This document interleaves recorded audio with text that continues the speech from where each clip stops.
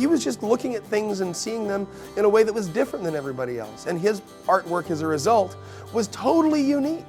Artists fill a role, and to have an opportunity to share what that role is and the many ways that role can change depending on the community and depending on the needs of a community. I think that will create a culture of young people more curious and more able to face the challenges of the future in rural places. Through the NEA and the South Dakota Arts Council, we get to do amazing things. When they arrive at Sisseton Middle School in 6th grade, most students haven't engaged in a formal art program. So we start at the basics, learning how to draw, learning different painting techniques. We do a variety of two-dimensional and three-dimensional artworks.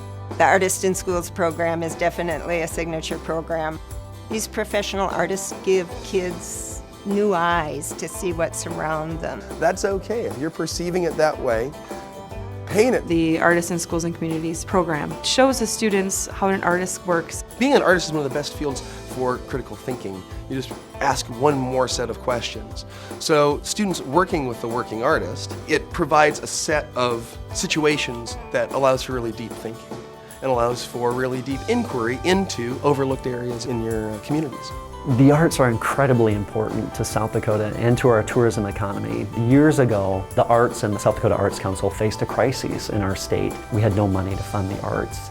And at that time, forward-thinking legislators and the arts community really galvanized. So we were able to take a half a penny, add that to a penny tourism tax, and fund the arts through that half penny. A couple of years ago, that half penny was made permanent. When you couple that money with the funding that we get from the National Endowment for the Arts, it's been an absolute home run. Not only for the citizens of South Dakota and for the arts community here, but again for visitors from all over the world who are looking to experience the arts and culture in South Dakota.